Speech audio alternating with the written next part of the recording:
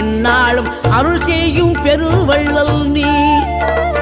மலைதோறும் படை வீடு இருந்தாலும் முருகாயன் மனவீடு வந்து அமர்வாய்.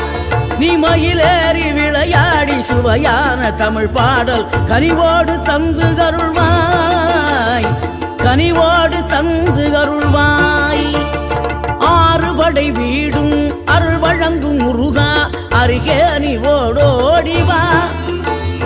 மூவிரண்டு முகம் ஜொலிக்க 6 கரங்களுடன் ஆத